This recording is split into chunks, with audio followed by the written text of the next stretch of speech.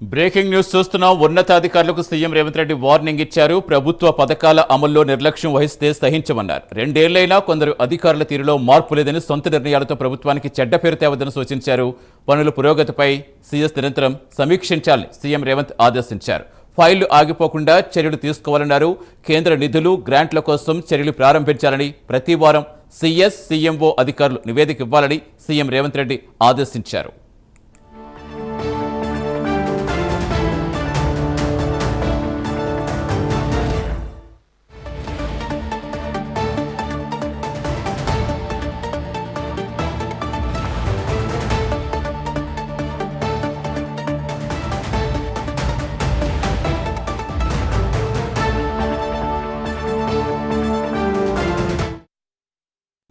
ఉన్నతాధికారులకు CM Revanth Reddy warning ఇచ్చారు. ప్రభుత్వ పథకాల అమల్లో నిర్లక్ష్యం వహిస్తే సహించమని తెలిపారు. రెండేళ్లైనా కొందరు అధికారుల తీరులో మార్పు లేదని సొంత నిర్ణయాలతో ప్రభుత్వానికి చెడ్డ పేరు తేవద్దని సూచించారు. పూర్తి వివరించేందుకు మా కరెస్పాండెంట్ చందు జనతర్. చందు, ఏంటి సీఎం రేవంత్ రెడ్డికి అంత కోపం వచ్చేలా, ఇంత అధికారులకు వార్నింగ్ ఇచ్చేలా ఎందుకు పరిస్థితి వచ్చిందనుకోవాలి? ఇంకా ఏమని ఆదేశించారు?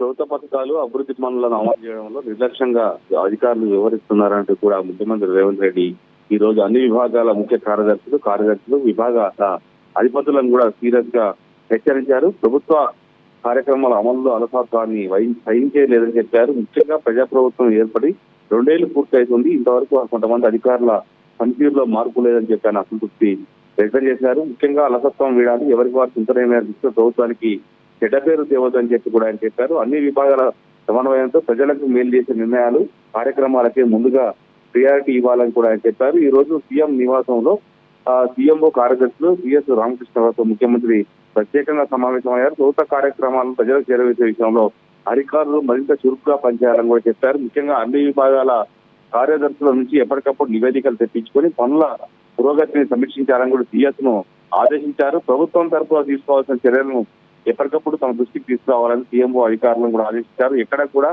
ఫైలు ఆగిపోవడానికి కానీ, పనులు ఆగిపోవడానికి కానీ వీలు లేదని కూడా వార్నింగ్ ఇచ్చారు. ముఖ్యంగా కేంద్రం నుంచి రావాల్సిన గ్రాంట్లు, ముఖ్యంగా వారికి రావాల్సిన నిధులను రాబట్టుకునే కార్యాచరణను వెంటనే చేపట్టాలని కూడా అన్ని శాఖల కార్యదర్శులను సీఎం ఆదేశించారు. ఏ పథకాల్లో రాష్ట్ర వాటా చెల్లిస్తే కేంద్రం నుంచి నిధులు రావాల్సి ఉందో వాటికే ముందు ప్రియారిటీ ఇవ్వాలని కూడా ఆయన సూచించారు. ముఖ్యంగా ఇకపై సిఎస్ తో పాటు సీఎంఓ అధికారులు తమ పరిధిలోని విభాగాలపై ప్రతి వారం తన నివేదికలు అందించాలి. తానే స్వయంగా వాటిపై సమీక్ష నిర్వహిస్తానని కూడా ముఖ్యమంత్రి తెలిపారు. ముఖ్యంగా చూసినట్లయితే ప్రభుత్వ పథకాలకు సంబంధించి కేంద్ర గ్రౌండ్ లెవెల్లో సరిగా గ్రౌండింగ్ కావడం లేదని కూడా ముఖ్యమంత్రి ఆహ్వానం చేస్తున్నారు. ఎందుకంటే ఇప్పటికే ప్రజాప్రభుత్వం ఏర్పడి డిసెంబర్ లో మళ్ళీ మూడేళ్లకు కూడా చేరుకున్న నేపథ్యంలో ఇప్పటికే కొంత ప్రజల్లో అసంతృప్తి వస్తుందని కూడా సీఎం రేవంత్ రెడ్డి భావిస్తున్నారు. ఎందుకంటే ఇంకా మళ్ళీ 2-2.5 సంవత్సరాలు ఎలక్షన్లు కూడా రాబోతున్నాయి. కాబట్టి ఇప్పటి నుంచి పథకాలు సరిగ్గా గ్రౌండింగ్ చేయకపోతే మాత్రం భవిష్యత్తులో కాంగ్రెస్ పార్టీకి మళ్ళీ అధికారం దక్కదు అన్నటువంటి ఆలోచనలో రేవంత్ రెడ్డి ఉన్న నేపథ్యంలో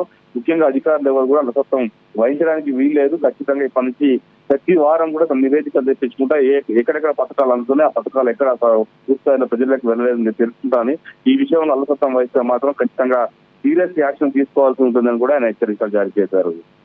డెఫినెట్ గా చంద్ర, అసలు ఏం జరుగుతుంది కాంగ్రెస్ ఒకవైపు మంత్రుల మధ్య వైరం, మరోవైపు బీసీల సమస్య, మరోవైపు ఎస్టీల సమస్య, ఇలా చాలా సమస్యలు ఉక్కిరిబిక్కిరి చేస్తున్నాయా? ప్రధానంగా చూసినట్టు కాంగ్రెస్ పార్టీ 6 గ్యారంటీలు ఇచ్చింది. ముఖ్యంగా మహిళలకు సంబంధించి 2,500 రూపాయల స్కీమ్ ఇచ్చింది. ఇందిరమ్మ ఇళ్లకు సంబంధించి కావచ్చు, ఇలా పథక సమభ్యం కావచ్చు, ఈ పథకాలు హామీలు ఇచ్చింది. దాంతో పాటు బీసీ రిజర్వేషన్ల బిల్లు ప్రభుత్వానికి పులిమీర స్వారీలాగా మారిపోయిన పరిస్థితుల్లో ప్రభుత్వంపై ప్రతిపక్షాలు ముప్పేట దాడి చేస్తున్నాయి.